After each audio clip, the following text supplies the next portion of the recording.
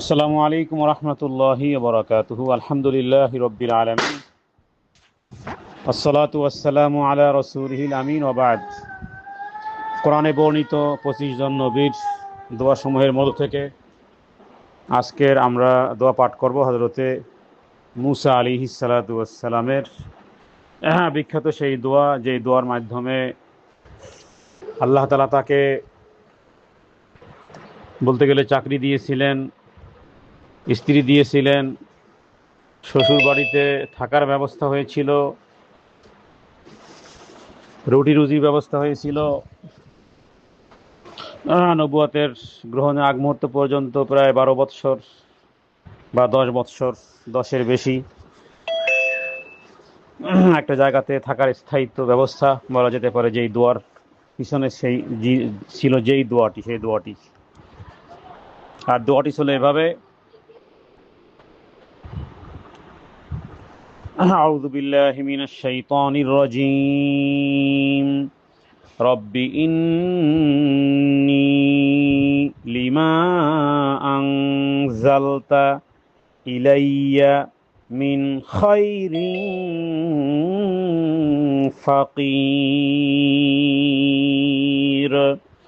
রব্বি, হে আমার প্রভু, ইন্নী নিশ্চয় আমি, লিমা আনজালতা তোমার পক্ষ থেকে যা অবতীর্ণ হবে, যে অনুগ্রহ আমার প্রতি অবতীর্ণ হবে, ইলাইয়া সেই অনুগ্রহের প্রতি, মিন খাইরিন ফাকির তোমার পক্ষ থেকে অবতীর্ণ হওয়া অনুগ্রহের, ফাকির মানে মুখাপেক্ষী,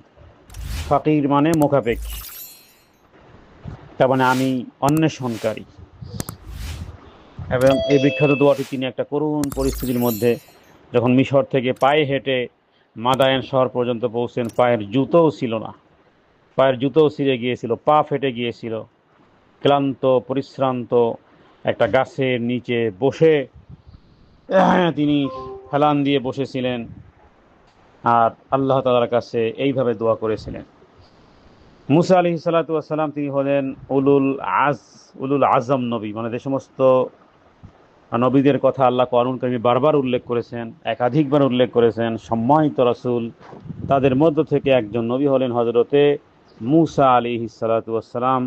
কোরআনুল কারীমে সবচেয়ে যেই নবীর কথা বেশি উচ্চারিত হয়েছে, তার কথা উল্লেখ করা হয়েছে কোরআনুল কারীমে 136 বার, 136 টাইমস মুসা আলাইহিস সালাতু ওয়াস সালামের কথা উল্লেখ করা হয়েছে। এবং তার পিতার নাম ছিল ইমরান, মুসা ইবনে ইমরান। বনী ইসরাইলের নবী ছিল, মিশরে ছিল, এবং ফেরাউনের আমলকালে তিনি ছিল। ফেরাউন সে বনী ইসরাইলের নবজাতকদেরকে হত্যা করত। মুসা আলাইহিস সালাম জন্মের পরে তার মা আল্লাহ তাআলার আদেশে একটা ভেলা বা একটা ঝুড়িতে রেখে নদীতে ভাসিয়ে দেন। আর সেই ঝুড়িটি আস্তে আস্তে ভাসতে ভাসতে তার বোনকে বলা হয়েছিল, মা তার মেয়েকে বলেছিল যে তুমি দেখো কোথায় এটা যায়, কারণ ফেরাউনের লোকজন আসবে আর মায়ের সামনে শিশু সন্তানকে হত্যা করবে, এটা কোনো মা সহ্য করতে পারে না। বিধায় ফেরাউনের ডরেই তিনি এটা করেছিলেন। কিন্তু ঘুরতে ঘুরতে ফেরাউনের বাড়িতে সেই ঝুড়ি থামে। ফেরাউনের স্ত্রী আসিয়া যার নজরে পড়ে, এবং তিনি তাকে বলা যেতে পারে দত্তক হিসেবে তিনি গ্রহণ করেন। আর এভাবে করে হযরতে মুসা আলাইহিস সালাতু ওয়াস সালামের তার মায়ের দুধের প্রয়োজন ছিল, কিন্তু কে তার মা, আসল মা বোঝা যাচ্ছিল না। এরপরে বিভিন্ন দায়ীরা আসতে থাকে, কিন্তু কোনো দায়ীদের দুধে মুখ মুসা আলাইহিস সালাম দেননি, বরং শেষ পর্যন্ত তার বোন, মুসা আলাইহিস সালামের বোন, তার মানে মুসা আলাইহিস সালামের বোন, সে এসে বলল যে এভাবে করে দায়ী নির্বাচন যেহেতু চলছে, মা তুমিও চলো, তবে প্রকাশ করিও না। বিষয়গুলো আল্লাহ তাআলা কোরআন কারীমে বিভিন্ন আয়াতের মধ্যে উল্লেখ করেছেন, যে মুসা আলাইহিস সালামের মাকে, তার হৃদয়কে আমি বেঁধে দিয়েছিলাম। সূরা কসাসের মধ্যে আল্লাহ তাআলা ঘটনা উল্লেখ করেছেন। আমরা শুধু সংক্ষিপ্তভাবে মুসা আলাইহিস সালামের এক নজরে সংক্ষিপ্ত কিছু কথা জানার জন্য বিষয়গুলো উল্লেখ করা। কিন্তু স্বাভাবিকভাবে একজন মা তার সন্তানকে বুকে নিলে যেই পরিস্থিতির, মুখের যে অবয়ব, কারণ ভাসিয়ে দিয়েছিলেন একটু আগেই, স্বাভাবিক চোখে পানি আসাটা স্বাভাবিক। আর চোখে পানি আসলেই ফেরাউন বুঝতে পারবে যে এটা তার আসল মা। এই জন্য মুসা আলাইহিস সালাতু ওয়াস সালামের মায়ের চোখে বা ওই রকমের চেহারার দৃশ্য যাতে করে না বোঝা যায় আসলে মা আর ছেলের সম্পর্ক। রবাতনা আলা কলবি, আল্লাহ বলেছেন আমি তার হৃদয়কে বেঁধে দিয়েছিলাম। একজন মাত্রই নবী যিনি তার মায়ের দুধ পান করেছেন টাকা পয়সা দিয়ে, তার মানে ফেরাউন মাসিক বেতন ধার্য করেছিল যেই দায়ী, আর আসল দায়ী যে তার মাই ছিল সেটা অনেকে অনুভব করতে পারেনি। এভাবে করে মুসা আলাইহিস সালাম বড় হন এবং এরপরে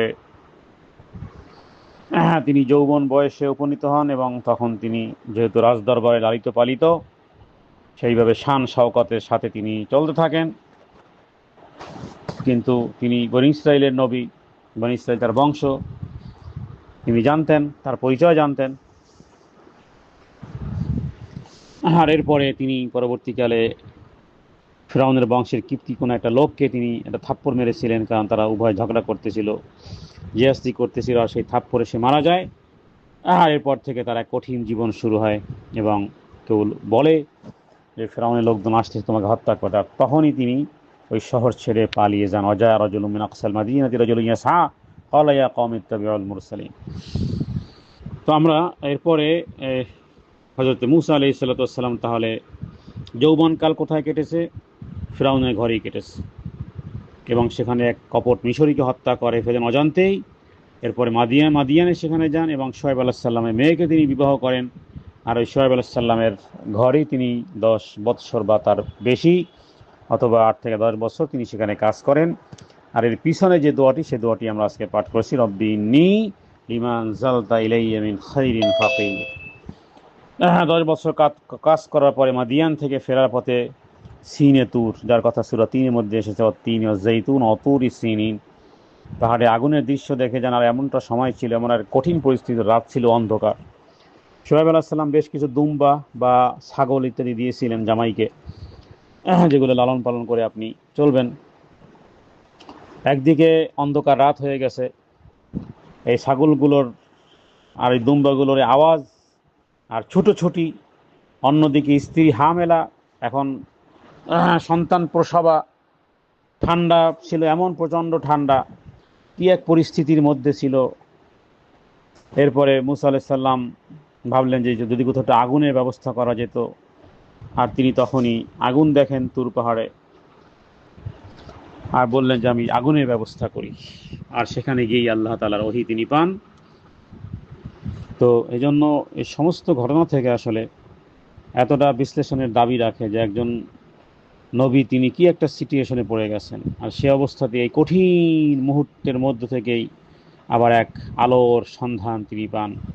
কারণ মূসা আলাইহিস সালাতু ওয়াস সালামের সাথে আল্লাহ কথা বলেন, আল্লাহ তাআলা জিজ্ঞেস করেন, অথচ পিছনের পরিস্থিতি কি, পরিস্থিতি ভীষণ অবস্থা ছিল। এরপরে তিনি আবার আল্লাহ তাআলা নবী হিসেবে পয়গম্বরী লাভ হয়, নবুয়তি প্রদান হয়, আর আবারও ফিরআউনের কাছে তাকে পাঠানো হয় এবং বলা হয়, হে ফিরআউন তুমি কি পবিত্র হতে চাও? ফিরআউন তাকে মিথ্যাবাদী বলে এবং চ্যালেঞ্জ জানায়।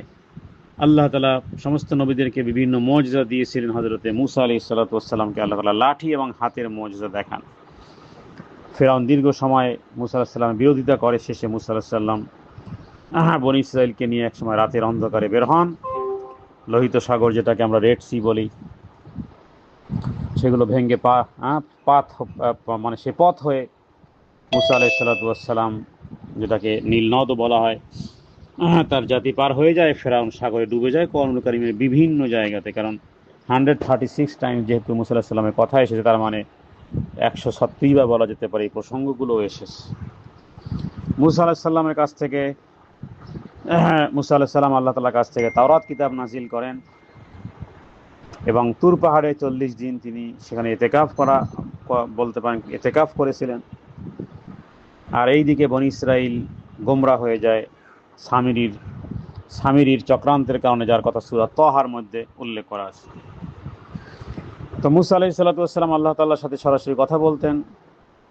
লাঠি সাপ হওয়া, হাত উজ্জ্বল হওয়া, সাগর ভাগ হওয়া ইত্যাদি বিভিন্ন রকমের মুজিজা তিনি আল্লাহ তাআলার পক্ষ থেকে পেয়েছিলেন। এবং তার ধৈর্য এবং সংগ্রাম তারপরে বলা যেতে পারে মুসা আলাইহিস সালাতু ওয়াস সালাম কিছুটা এমন একজন নবী ছিলেন যে একদিকে জেদ জেদ করেছেন, আবার অন্যদিকে ধৈর্য, মানে তার মাদ্দিয়াতের মধ্যে, তার সৃষ্টির মধ্যে কিছুটা জেদি ছিল বা কিছুটা রাগপনতা ছিল। কোন কোন তাফসীরকারগণ উল্লেখ করেছেন যে একবার ছাগল একটা এত দুষ্টামি করতেছিল ডানে বামে, উনি ছাগলটাকে আঘাত করলেন। আল্লাহ তাআলা বললেন যে মুসা, একটা ছাগলের আচরণে তুমি রাগ হয়ে তাকে লাঠি পেটা শুরু করেছো। ওয়ালাউ ইউআখিযুল্লাহু আন-নাসা বিযুলমিহিম মা তারাকা আলাইহা মিন দাব্বা, আমি যদি জমিনবাসীকে এভাবে পাকড়াও করতাম, তাদের অন্যায়ের কারণে, অপরাধের কারণে ধরতাম, তাহলে তো পৃথিবীর জমিনে কেউ বেঁচে থাকতো না। তো মুসা আলাইহিস সালাতু ওয়াস সালামের একটা হলো যে ওয়াকাল্লাম আল্লাহু মুসা তাকলিমা, মুসা আলাইহিস সালামের সাথে আল্লাহ সরাসরি কথা বলেছেন।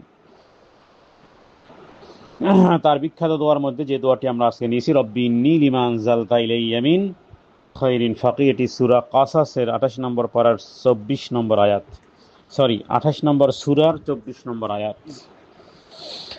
রব্বি ইন্নী লিমা আনজালতা ইলাইয়া মিন খায়রিন ফাকির, রব্বি, হে আমার প্রভু, ইন্নী, নিশ্চয়ই আমি, লিমা আনজালতা, আপনি আমার প্রতি যেই কল্যাণ, যে যা কিছু অবতরণ করেছেন, লিমা আনজালতা, আপনি যা, আনজালতা মানে আপনি অবতীর্ণ করেছেন, লিমা যেই জিনিস, ইলাইয়া সেই দিকে, মিন খায়রিন ফাকির সেই কল্যাণের মুখাপেক্ষী আমি তো ফকির।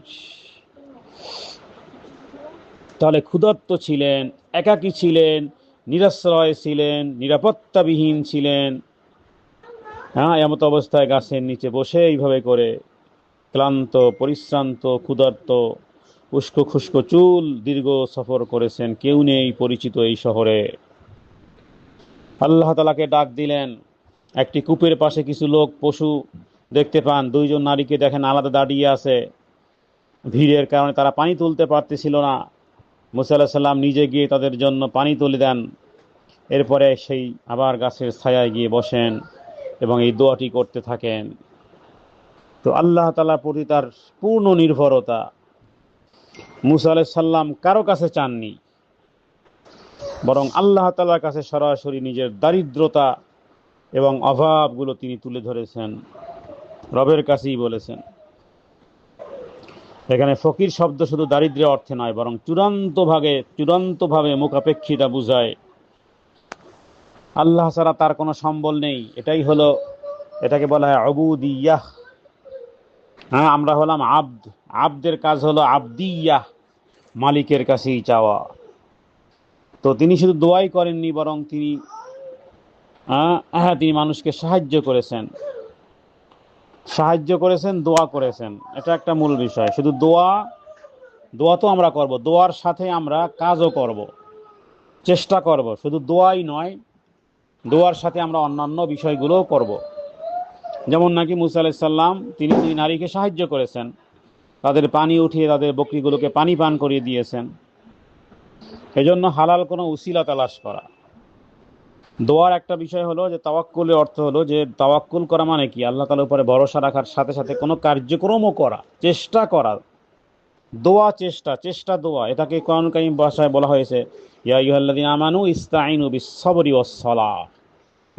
ওয়াস-সালাহ, ধৈর্য ধারণ করো এবং সালাতের মাধ্যমে, তার ধৈর্য এবং চেষ্টা এবং ধৈর্য। মুসা আলাইহিস সালাম উভয়টিই করেছেন। এরপর এই দোয়ার পরিণতি কি হয়েছে যে আমরা জানি যে মুসা আলাইহিস সালামের সেই দোয়া আল্লাহ তাআলা এমনভাবে কবুল করেছেন যে ওই যে শুআয়ব আলাইহিস সালামের কন্যারা তাকে আমন্ত্রণ জানায়, এরপরে চাকরির ব্যবস্থা হয়, বিবাহের প্রস্তাব আসে। তাহলে এই দোয়ার মাধ্যমে তার জীবনে এক নূতন দ্বার খুলে যায়। অতএব এই দোয়া যখনই আমরা কোনো বিপদে, যখনই আমরা কোনো বিপদে পড়ব, একাকিত্বে থাকবো, জীবিকা টানপোড়েন হবে, আল্লাহর অনুগ্রহ একান্তভাবে পেতে চাই, তাহলে আমরা এই দোয়াটি ব্যবহার করতে পারি। কারণ এই দোয়াটির ভিতরে নিজের অসহায়ত্বের কথা আছে, আল্লাহ তাআলার সাথে যেই নবী কথা বলেছেন এবং যেই নবী এতগুলো মুজিজা পেয়েছেন, এবং হযরত মুসা আলাইহিস সালাতু ওয়াস সালাম তাকে নবীজি দেখেছেন মিরাজ রজনীতে, এবং ষষ্ঠ আসমানে তার সাথে সাক্ষাৎ হয়েছে, যেখানে নবীজি 50 ওয়াক্ত সালাত নিয়ে এসেছিলেন। আর মুসা আলাইহিস সালামের অনুরোধে যে আপনার উম্মত পারবে না, এভাবে করে করে আস্তে আস্তে করে শেষ পর্যন্ত 5 ওয়াক্ত সালাত হয়। তবে আমরা 5 ওয়াক্ত সালাত আদায় করলেও আল্লাহ তাআলা 50 ওয়াক্তের সওয়াব আল্লাহ তাআলা আমাদের আমলনামায় লিখে দিবেন। মুসা আলাইহিস সালামের কবর কোথায় সেটি ওইভাবে না জানা গেলেও লাল মাটির টিলার পাশে যে আছে, সেটা মিরাজ রজনীর হাদিসগুলো দেখলে দেখা যাবে যে সহিহ মুসলিমে একটি হাদিসে নবীজি বলেছেন যে মুসা আলাইহিস সালামের কবর একটি লাল টিলার পাশে, কিন্তু আমি নিশ্চিত নই সেটা কোন জায়গা। আর এছাড়া বলা যায় যে হযরত মুসা আলাইহিস সালাম মোটামুটি একজন শক্তিশালী বীর বাহাদুর, কারণ একটা ঘুষিতে যদি একটা মানুষ মরে যায় তাহলে বোঝা যায় যে ঘুষি তার শক্তিশালী ব্যক্তিত্বের প্রমাণও এটা বহন করে যে ঘুষিটা কত বড় ছিল। তার চেহারা সাদা ধবধবে ছিল, শ্বেতাঙ্গ ছিল, দীর্ঘদেহী ছিল। কারণ মিরাজের হাদিসে সহিহ মুসলিম থেকে জানা যায় যে মুসা আলাইহিস সালামকে আমি দেখেছি, তিনি গম্ভীর চেহারার, লাল সাদা বর্ণের, লম্বা গড়নের মানুষ। আর বনী ইসরাঈলরা তাকে যে কত রকমের আজে বাজে প্রশ্ন করতো তার কোনো ইয়ত্তা নেই। এমনকি বলল যে মুসা আল্লাহকে দেখাও, আমরা আল্লাহকে দেখতে চাই। আর আল্লাহ তাআলা হুকুম নাজিল করলেন, লান তারানি, কখনোই দেখতে পাবে না। মুসা আলাইহিস সালাম বলেছিলেন, আল্লাহ আমি আপনাকে দেখতে চাই। আল্লাহ তাআলা মুসা আলাইহিস সালামকে বললেন, তুমি পাহাড়ের দিকে দৃষ্টি দাও, যদি সেটা তুমি ঠিক থাকতে পারো। আর পাহাড়ে আল্লাহ তাআলা তার নূরের কিছু বিচ্ছুরণ করেছিলেন এবং তিনি অজ্ঞান হয়ে গিয়েছিলেন, যার কথা কোরআন কারীমে বিভিন্ন জায়গাতে এসেছে। এবং তার জন্য একটি সম্মানীয় বিষয় হলো যে রাসূলুল্লাহ সাল্লাল্লাহু আলাইহি ওয়াসাল্লাম বলেছেন, কিয়ামতের দিন আমি যখন আরশের নিচে সিজদায় যাব, তখন মুসা আলাইহিস সালামকে দেখব, তিনি ইতিমধ্যে আরশের নিচে দাঁড়িয়ে আছেন। আমি জানি না তিনি আগ থেকে সেখানে আছেন নাকি ব্যতিক্রম। কারণ সবাই সবাই তখন বেহুশ, আর রাসূলুল্লাহ সাল্লাল্লাহু আলাইহি সাল্লামকে আগে ওঠানো হবে, আর তিনি উঠে এটা দেখবেন এখন তিনি কি বেহুশ হয়েছিলেন কিনা। কারণ দুনিয়াতে যেহেতু একবার তিনি বেহুশ হয়ে গিয়েছিলেন, মুসা আলাইহিস সালাতু ওয়াস সালাম হতে পারে তার কারণে তিনি আর সেকেন্ড বেহুশ আর হননি। তাহলে মুসা আলাইহিস সালাতু ওয়াস সালাম তিনি আল্লাহ তাআলার উপরে তাওয়াক্কুল যেমন ছিল, মিশর থেকে তিনি মাদায়েন শহরে গেলেন, তার ধৈর্য, তার নেতৃত্ব, তার তারবিয়া, তার শিক্ষণীয় দিক, তার বাস্তব জীবনের দিক এবং তার দোয়া, আল্লাহ তাআলার উপর পূর্ণ তাওয়াক্কুল, এবং কোরআন কারীমের আয়াত থেকে যেই শিক্ষাগুলো পাওয়া যায় যে মুসা আলাইহিস সালাতু ওয়াস সালাম তার নিজের লাঠি দেখে ভয় পেয়েছিলেন, কিন্তু ভয় পাওয়ার পরেও আল্লাহ তাআলা সাহায্য চেয়েছেন, আল্লাহ তাআলা সেই ভয়টাকে ভিন্নভাবে রূপান্তর করে দিয়েছেন। অতএব কোনো চ্যালেঞ্জ বা বিপদ অনিশ্চয় তার মুখে যখন মুসা আলাইহিস সালামের মতো কেউ থাকে, তখন আমরা মুসা আলাইহিস সালামের আরেকটি দোয়া, রব্বি নাজ্জিনি মিনাল কওমিজ জালিমিন, বিপদে শত্রুর সময় বা বিভিন্ন পরিস্থিতিতে মুক্তি লাভের জন্য আমরা এই দোয়াগুলো পাঠ করতে পারি। মুসা আলাইহিস সালাতু ওয়াস সালামের বিষয়গুলো বলে আসলে শেষ করা যাবে না, কারণ তার প্রতিটি 136 বার আলোচনার প্রত্যেকটার ভিতরে সূক্ষ্ম সূক্ষ্ম কিছু বিষয় আছে যেগুলো আমাদের জীবনে বাস্তবায়ন করা প্রয়োজন, এবং তার জাতি তাকে সবচেয়ে বেশি কষ্ট দিয়েছে। রাসূলুল্লাহ সাল্লাল্লাহু আলাইহি সাল্লাম বলেছেন যে ফেরাউন যেমন মুসা আলাইহিস সালামের জন্য পরীক্ষা ছিল, ঠিক আমার জামানার ফেরাউনও হল আবু জেহেল। পদে পদে ফেরাউন যেমন কষ্ট দিয়েছে, আবু জেহেল ও রাসূলুল্লাহ সাল্লাল্লাহু আলাইহি সাল্লামকে এইভাবে বিভিন্ন সময় কষ্ট দিয়েছে। আল্লাহ তাআলার কাছে দোয়া করি আজকে আমরা এই দোয়াটি বারবার পাঠ করব এবং এই অর্থ সহ বোঝার চেষ্টা করব, যাতে করে আমরা এই দোয়াটি আমরা আমাদের জীবনের চড়াই উতরাই, কষ্ট, দুঃখ, হতাশা, গ্লানি, রুটি রুজির সংকীর্ণতা থেকে শুরু করে